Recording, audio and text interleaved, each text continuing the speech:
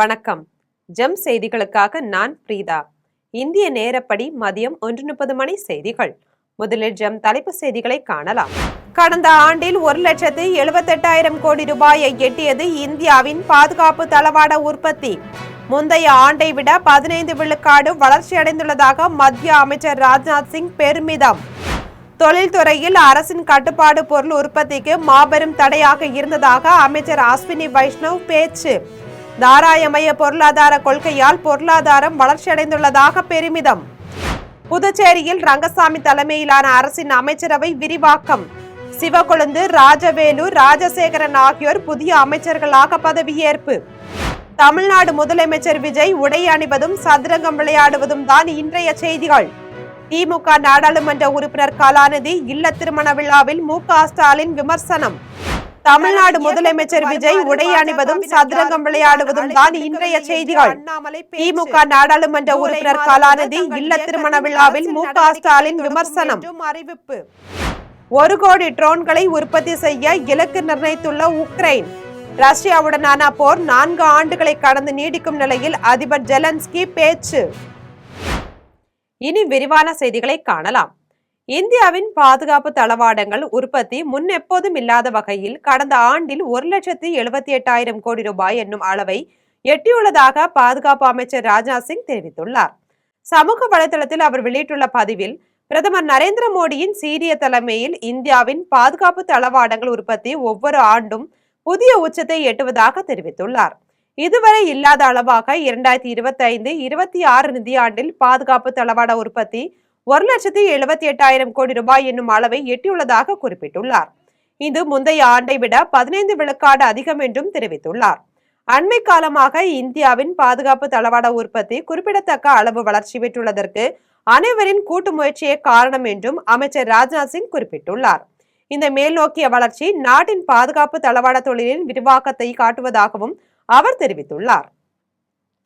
இந்தியாவில் 1950களில் தொழில்துறையில் இருந்த அரசின் கட்டுப்பாடுகள் பொருள் உற்பத்திக்கு மாபெரும் தடையாக இருந்ததாக அமைச்சர் அஸ்வினி வைஷ்ணவ் தெரிவித்துள்ளார்.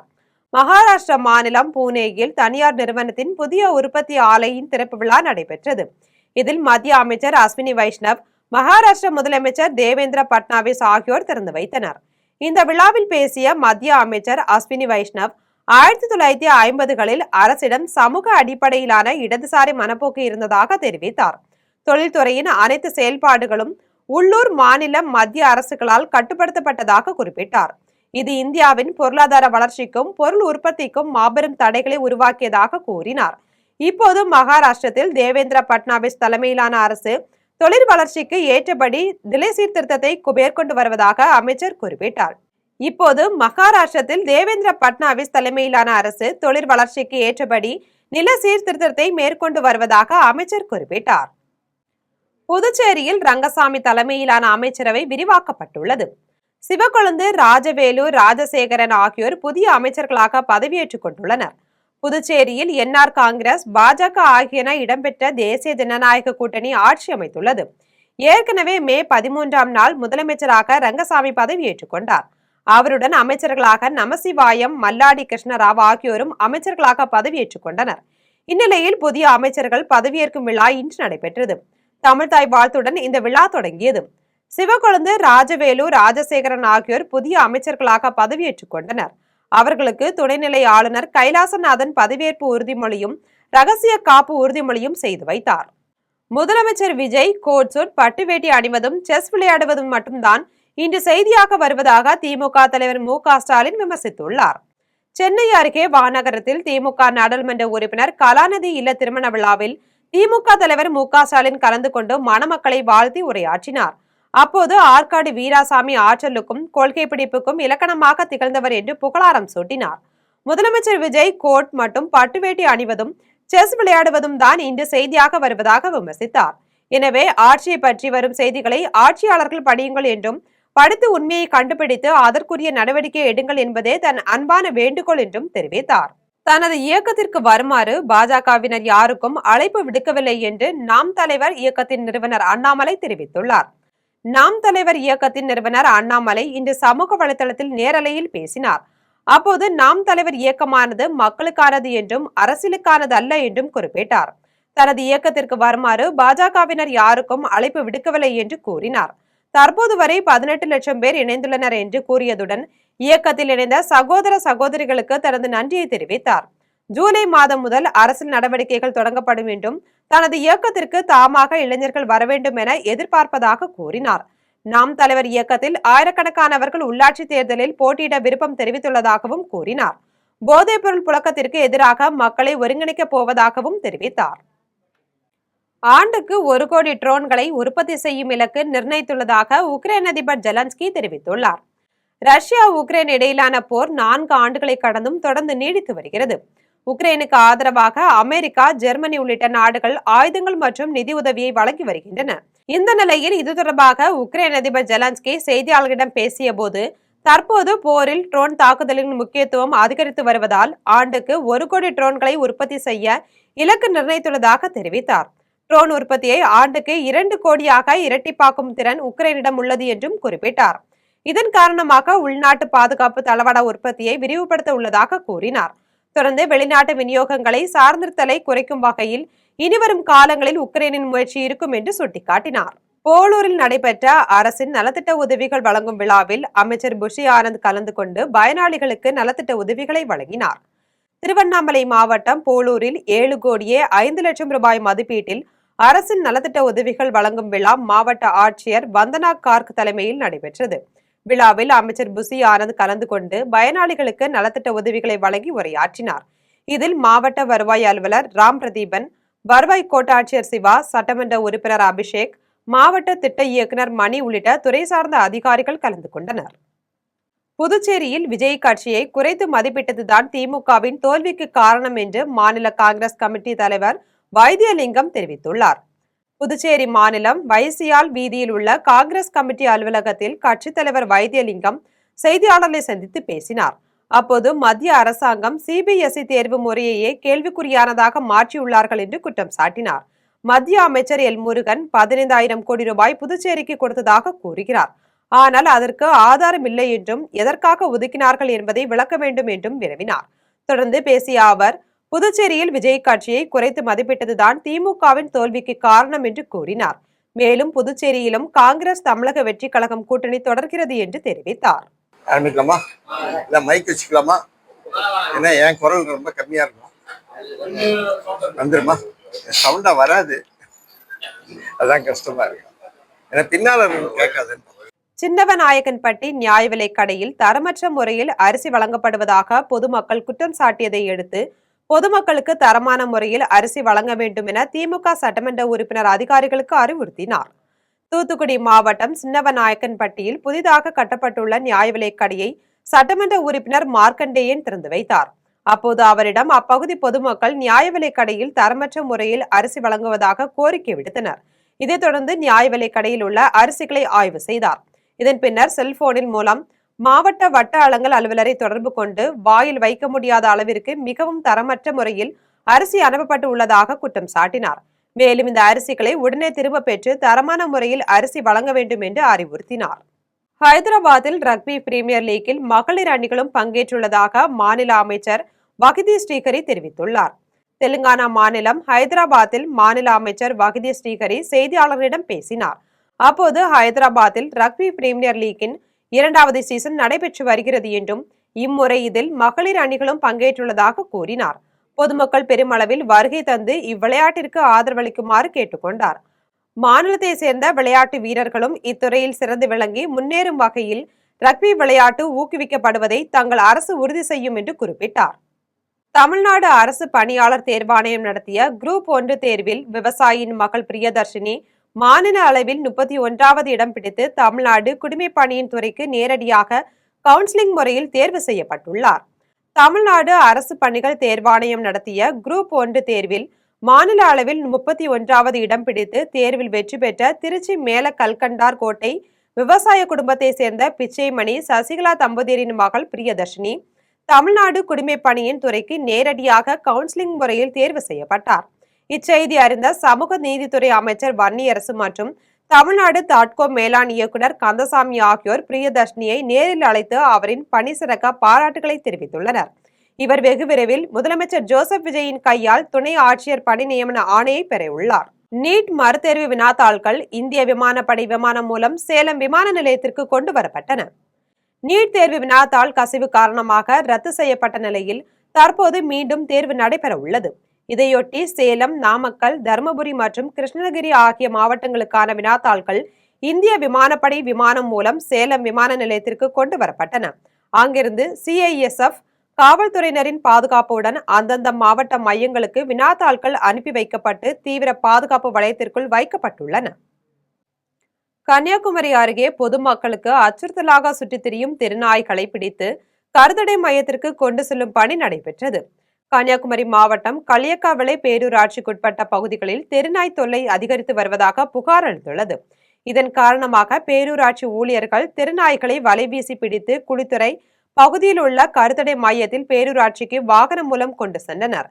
தொடர்ந்து அவற்றிற்கு வெறிநோய் தடுப்பூசி மற்றும் கருத்தடை அறுவை சிகிச்சை செய்து 3 நாட்கள் கண்காணித்த பிறகு அதே இடத்தில் திரும்ப கொண்டு விடப்படும் என அதிகாரிகள் தெரிவித்தனர். பொன்னேரி வட்டாட்சியர் அலுவலகத்தில் நடைபெற்ற ஜமாபந்தியில் அங்கன்வாடி மைய இடத்தை தனிநபர்கள் ஆக்கிரமித்திருப்பது குறித்து நடவடிக்கை எடுக்க கோரி கங்காணிமேடு பகுதி பொதுமக்கள் மனு அளித்துள்ளனர். திருவள்ளூர் மாவட்டம் பொன்னேரி வட்டாட்சியர் அலுவலகத்தில் ஜமாபந்தி நடைபெற்றது.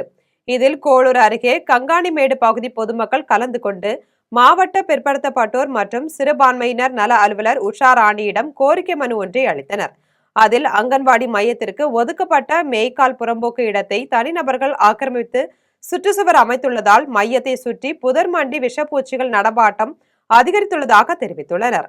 இதனால் குழந்தைகள் அங்கன்வாடிக்கு செல்ல பெற்றோர்கள் அச்சமடைந்துள்ளதாகவும் ஏதேனும் அசம்பாவிதம் நிகழும் முன் அதிகாரிகள் உடனடியாக நடவடிக்கை எடுக்க வேண்டும் என்றும் மனுவில் கோரியுள்ளனர். மனுவை பெற்றுக்கொண்ட அதிகாரி இதுகுறித்து ஆய்வு செய்து உரிய நடவடிக்கை எடுக்குமாறு சம்பந்தப்பட்ட அதிகாரிகளுக்கு உத்தரவிட்டார். இதில் வட்டாட்சியர் சோமசுந்தரம், வருவாய் ஆய்வாளர் மீனாகுமாரி உள்ளிட்ட துறை சார்ந்த அதிகாரிகள் கலந்து கொண்டனர். எட்டயபுரம் அரசு மருத்துவமனையில் நிரந்தரமாக மருத்துவர்களை நியமிக்க வேண்டும் என்பது உள்ளிட்ட பல்வேறு கோரிக்கைகளை வலியுறுத்தி பட்டத்து விநாயகர் கோவில் முன் இந்திய கம்யூனிஸ்ட் கட்சியினர் ஆர்ப்பாட்டத்தில் ஈடுபட்டனர். தூத்துக்குடி மாவட்டம் எட்டயபுரம் பட்டத்து விநாயகர் கோவில் முன் இந்திய கம்யூனிஸ்ட் கட்சியின் மாவட்ட செயலாளர் கருமன் தலைமையில் கண்டன ஆர்ப்பாட்டம் நடைபெற்றது.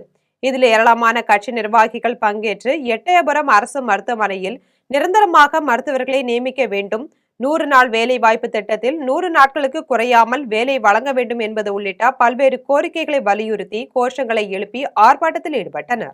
திருவிடைமருதூர் காவல் நிலையத்திற்குட்பட்ட பகுதிகளில் பறிமுதல் செய்யப்பட்ட 5 லட்சம் ரூபாய் மதிப்பிலான போதைப் பொருட்களை மயானத்தில் காவல்துறையினர் எரித்து அழித்துள்ளனர். தஞ்சாவூர் மாவட்டம் திருவிடைமருதூர் காவல் நிலையத்திற்குட்பட்ட பகுதிகளில் தடை செய்யப்பட்ட பான் மசாலா, குட்கா, ஹான்ஸ் உள்ளிட்ட பொருட்களை பறிமுதல் செய்யப்பட்டு கடந்த 3 மாதங்களாக காவல் நிலையங்களில் வைக்கப்பட்டிருந்தன.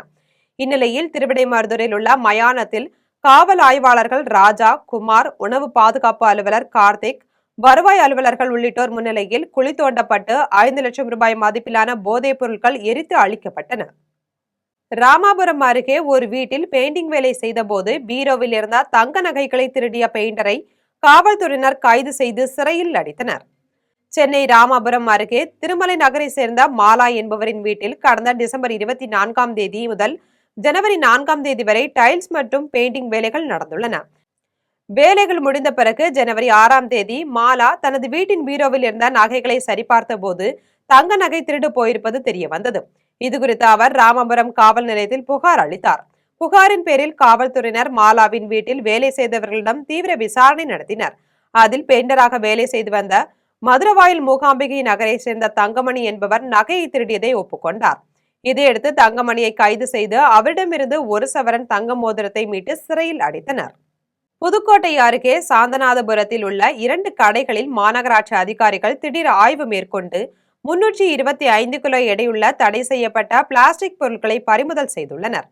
புதுக்கோட்டை மாவட்டம் சாந்தநாதபுரத்தில் உள்ள 2 கடைகளில் மாசு கட்டுப்பாட்டு வாரிய இளநிலை பொறியாளர் அருண்குமார், மாநகராட்சி நல அலுவலர் காயத்ரி, துப்புரவு ஆய்வாளர் மணிவண்ணன் ஆகியோர் தலைமையில் 10க்கும் மேற்பட்ட பணியாளர்கள் நேரில் திடீரென ஆய்வு மேற்கொண்டனர். அப்போது கடையில் தடை செய்யப்பட்ட பிளாஸ்டிக் பைகள், பேப்பர் கப்புகள் என மொத்தம் 325 கிலோ எடையுள்ள பிளாஸ்டிக் பைகள் பறிமுதல் செய்தனர். மேலும் 20,000 ரூபாய் அபராதம் விதித்து மாநகராட்சி அதிகாரிகள் அதிரடி நடவடிக்கை எடுத்தனர். வாணியம்பாடி அருகே வீடு கட்டும் இடத்தில் திருட முயன்ற மர்ம நபரை பொதுமக்கள் பிடித்து காவல்துறையினரிடம் ஒப்படைத்தனர். திருப்பத்தூர் மாவட்டம் வாணியம்பாடி அருகே வலையாம்பட்டு கொள்ளக்கொட்டாய் பகுதியைச் சேர்ந்த உலகநாதன் என்பவர் லாரி ஓட்டுநராக பணியாற்றி வருகிறார். இவர் வாணியம்பாடி தென்றல் நகர் பகுதியில் புதிதாக வீடு கட்டி வருகிறார். இந்நிலையில் கட்டுமான பணிக்காக அங்கு வைத்திருந்த மின் மோட்டார், ஒயர்கள், கம்பிகள் மற்றும் பல உதிரி பாகங்களை அடையாளம் தெரியாத மர்ம நபர் ஒருவர் திருட முயன்றுள்ளார். இதனை கண்ட அப்பகுதி பொதுமக்கள் உடனடியாக அந்த நபரை மடக்கி பிடித்து காவல்துறையினரிடம் ஒப்படைத்தனர். மேலும் காவல்துறையினர் மர்ம நபரை காவல் நிலையத்திற்கு அழைத்து சென்று விசாரணை மேற்கொண்டு வருகின்றனர். நாகர்கோயில் ஆசாரிப்பள்ளம் அரசு மருத்துவமனையில் மருத்துவர்கள் சரிவர தனது கணவருக்கு சிகிச்சை அளிக்கவில்லை என கூறி அவரது மனைவி புகார் தொடர்பான வீடியோவை வெளியிட்டுள்ளார். கன்னியாகுமரி மாவட்டம் நாகர்கோவில் அரசு மருத்துவக் கல்லூரி மருத்துவமனையில் சுரேஷ் என்பவர் அனுமதிக்கப்பட்டுள்ளார். அப்போது அவருக்கு முறையான சிகிச்சை மருத்துவமனையில் அளிக்கப்படவில்லை என கூறி அவரது மனைவி ஷீபா குற்றம் சாட்டியுள்ளார். இது தொடர்பாக அவர் வெளியிட்டுள்ள வீடியோவில் தனது கணவருக்கு இதய கோளாறு இருந்ததாகவும் அதற்கு சிகிச்சை அளிக்க ஆசாரிப்பள்ளம் மருத்துவக் கல்லூரி மருத்துவமனைக்கு வந்தபோது அவர்கள் சிறுநீர் செல்வதற்கு டியூப் போட்டதாகவும் அதிலிருந்து அந்த கணவருக்கு ரத்தம் வந்த நிலையில் அதற்கு சிகிச்சை அளித்து வீட்டிற்கு அனுப்பி வைத்ததாகவும் அவர் தெரிவித்தார். 1 மாத காலம் வீட்டில் இருந்த நிலையில் மீண்டும் சிறுநீர் செல்லும் போது ரத்தம் வருவதாகவும் மீண்டும் மருத்துவமனையில் அவரை கொண்டு அனுமதித்த நிலையில் சிறுநீரக மருத்துவர்கள் மருத்துவம் செய்ததால் தாங்கள் எதுவும் செய்ய முடியவில்லை என்று மருத்துவர்கள் கூறி வருவதாக குற்றம் சாட்டினார். இதில் முதலமைச்சர் தலையிட்டு உரிய நடவடிக்கை எடுக்க வேண்டும் என்று வலியுறுத்தியுள்ளார். சென்னை YMCA அரங்கத்தில் தோழர் பிரதாப் சந்திரன் எழுதிய செங்கொடி காத்த தீரர்கள் நூலை இந்திய கம்யூனிஸ்ட் கட்சியின் மாநில செயலாளர் வீரபாண்டியன் வெளியிட்டுள்ளார். சென்னை YMCA அரங்கத்தில் தமிழ்நாடு கலை இலக்கிய பெருமன்றம் சார்பில் தோழர் பிரதாப் சந்திரன் எழுதிய செங்கொடி காத்த தீரர்கள் நூல் அறிமுக விழா நடைபெற்றது. விழாவில் இந்திய கம்யூனிஸ்ட் கட்சியின் மாநில செயலாளர் வீரபாண்டியன் கலந்து கொண்டு நூலை வெளியிட அதனை TVM சேவா பாலம் நிறுவன தலைவர் இருளப்பன் பெற்றுக்கொண்டார். தொடர்ந்து இந்திய கம்யூனிஸ்ட் கட்சியின் மாநில செயலாளர் வீரபாண்டியன் சிறப்புரையாற்றினார். இந்நிகழ்வில் தோழர் மூர்த்தி, பாலம் நிர்வாகி ராகவன், கணேசன், சுபாஷினி ஆகியோர் கலந்து கொண்டனர். கோவில்பட்டியில் செயல்பட்டு வரும் அம்மா உணவகத்தில் அங்கிருந்த இட்லிகளை மொத்தமாக சிறு உணவகங்களுக்கு விற்பனை செய்வதாக பொதுமக்கள் குற்றம் சாட்டியுள்ளனர். தூத்துக்குடி மாவட்டம் கோவில்பட்டி நகராட்சி அலுவலகம் அருகே செயல்பட்டு வரும் அம்மா உணவகத்தில் அங்கிருந்த இட்லிகளை மொத்தமாக சிறு உணவகங்களுக்கு விற்பனை செய்வதால் உணவகத்திற்கு நேரில் வரும் பொதுமக்களுக்கு இட்லி கிடைப்பதில்லை என்று பொதுமக்கள் குற்றம் சாட்டியுள்ளனர். இதில் பொதுவாக அம்மா உணவகத்தில் பார்சல் வழங்கக்கூடாது என்பது விதிமுறையாக உள்ள நிலையில் அதையும் மீறி பார்சல் வழங்கப்படுவதால் இட்லி கிடைக்காமல் பொதுமக்கள் பரிதவித்துள்ளனர். இங்கு 1 ரூபாய் இட்லி வாங்கிவிட்டு வெளியே சென்று 10 ரூபாய் வரை விற்பனை செய்வதாகவும் இதுகுறித்து நகராட்சி அதிகாரிகள் உரிய ஆய்வு செய்து நடவடிக்கை எடுக்க வேண்டும் என்று பொதுமக்கள் கோரிக்கை விடுத்துள்ளனர். பொதுமக்கள் பயன்படுவதற்கு அரசு உதவி செய்யணும். 2வது நகராட்சி அலுவலகம் இருக்குது, அதுக்கு பக்கத்தில் தான் இருக்குது. நகராட்சி தான் அதை மேற்பார்வை செய்யுது. கேட்டால் அவங்க கடைக்காரங்ககிட்ட கேட்டால் அதிகாரிகள் சொல்லி தான் நாங்கள் சொன்ன கடைக்கு தான் கொடுக்குவாங்க. எந்த அதிகாரி சொன்ன கடைக்குன்னு தெரியல. எவ்வளோ பேர் லாபம் பார்க்காங்கன்னு தெரியல. இட்லி 5 ரூபாய்க்கு விற்று 4 ரூபா இவங்க லாபம் பார்க்கறதுக்கு அரசு கொடுக்கணுமா? அதனால் அதை கண்காணிப்பு தீவிரப்படுத்தி ஏழை எளிய மக்களுக்கு எப்போ வந்தாலும் இட்லி கிடைக்கிற மாதிரி அரசு முயற்சி செஞ்சால் ரொம்ப நல்லாயிருக்கும். பள்ளி குழந்தைகள் இதை நம்பி சில பேர் வராங்க. இட்லி இல்லைன்னா அவங்களும் பாவம் கஷ்டப்படுறாங்க. அதனால அரசு இந்த விஷயத்தில் கொஞ்சம் தயவு தாட்சணை காட்டணும்னு கேட்டுக்கிறோம். இனி வருவது திரையுலக செய்திகள். ஹார்டின் படத்தின் கதையை சொல்லும் போதே அதில் இருந்த புதுமை தன்னை மிகவும் ஈர்த்தது என்று நடிகை மடோனா செபஸ்டியன் தெரிவித்துள்ளார். டிமாண்டி காலனி, பேட்ட உள்ளிட்ட படங்களில் நடித்த நடிகர் சனந்த் தற்போது ஹார்டின் என்ற புதிய படத்தில் கதாநாயகனாக நடித்துள்ளார். அறிமுக இயக்குனர் கிஷோர் குமார் இயக்கியுள்ள இப்படத்திற்கு இசையமைப்பாளர் ராஜேஷ் முருகேசன் இசையமைத்துள்ளார். மேலும் இப்படத்தில் அமைச்சர் தங்கம் தென்னரசுவின் மகள் இமையாவும் நடிகை மடோனா செபஸ்டியனும் முக்கிய கதாபாத்திரத்தில் நடித்துள்ளனர். இத்திரைப்படத்தின் ப்ரமோஷன் நிகழ்ச்சியில் நடிகை மடோனா செபஸ்டியன் பேசிய போது இயக்குனர் கிஷோர் குமார் ஹார்டின் படத்தின் கதையை சொல்லும் போதே அந்த கதையுடன் ஒன்றிவிட்டதாகவும் கதையின் உணர்வுகளும் அதிலிருந்த புதுமையும் தன்னை மிகவும் ஈர்த்தது என்று கூறினார். ஹார்டின் திரைப்படம் காதல், நகைச்சுவை மற்றும் உணர்வுகளை புதுமையான முறையில் சொல்லும் படைப்பாக இருக்கும் என்று குறிப்பிட்டார். இனி வருவது விளையாட்டுச் செய்திகள்.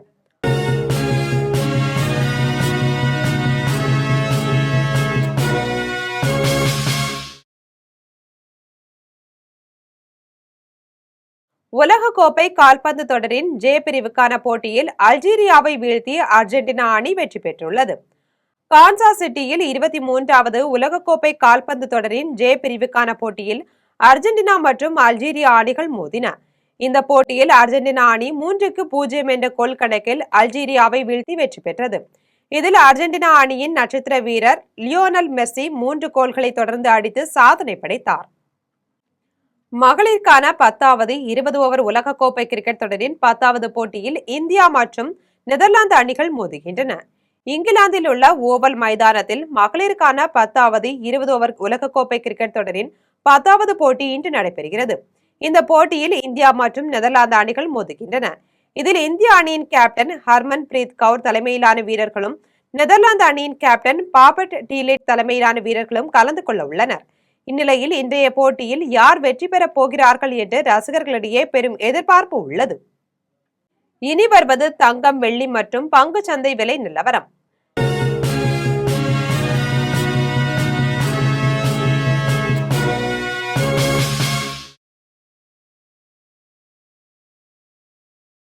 சென்னையில் ஆபரண தங்கம் இன்று 1 சவரன் 1,12,240 ரூபாய்க்கு விற்பனை செய்யப்படுகிறது.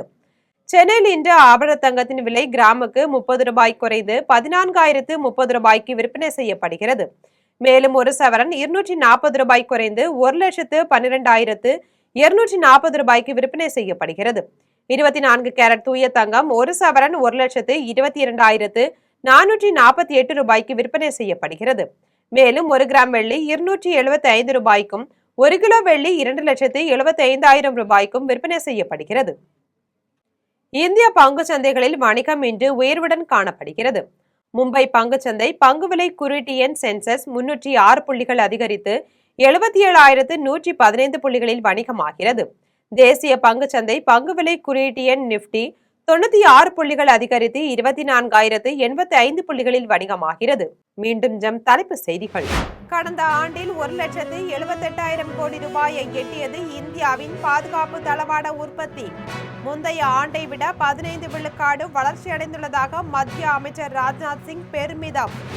தொழில்துறையில் அரசின் கட்டுப்பாடு பொருள் உற்பத்திக்கு மாபெரும் தடையாக இருந்ததாக அமைச்சர் அஸ்வினி வைஷ்ணவ் பேச்சு. தாராயமய பொருளாதார கொள்கையால் பொருளாதாரம் வளர்ச்சியடைந்துள்ளதாக பெருமிதம். புதுச்சேரியில் ரங்கசாமி தலைமையிலான அரசின் அமைச்சரவை விரிவாக்கம். சிவக்கொழுந்து, ராஜவேலு, ராஜசேகரன் ஆகியோர் புதிய அமைச்சர்களாக பதவியேற்பு. தமிழ்நாடு முதலமைச்சர் விஜய் உடை அணிவதும் சதுரங்கம் விளையாடுவதும் தான் இன்றைய செய்திகள். திமுக நாடாளுமன்ற உறுப்பினர் கலாநிதி இல்ல திருமண விழாவில் மு.க. ஸ்டாலின் விமர்சனம். தனது இயக்கத்துக்கு வருமாறு பாஜகவினர் யாருக்கும் தான் அழைப்பு விடுக்கவில்லை என்று அண்ணாமலை பேச்சு. ஜூலை மாதம் முதல் தங்கள் இயக்கத்தின் அரசியல் நடவடிக்கைகள் தொடங்கும் என்றும் அறிவிப்பு. 1 கோடி ட்ரோன்களை உற்பத்தி செய்ய இலக்கு நிர்ணயித்துள்ள உக்ரைன். ரஷ்யாவுடனான போர் 4 ஆண்டுகளை கடந்து நீடிக்கும் நிலையில் அதிபர் ஜெலன்ஸ்கி பேச்சு. இத்துடன் ஜம் செய்திகள் நிறைவடைகின்றன. மீண்டும் ஜம் செய்திகள் மாலை 6 மணிக்கு. உடனுக்குடன் செய்திகளை காண ஜம் live.tv என்ற இணையதளத்தில் இணைந்திருங்கள். நன்றி, வணக்கம்.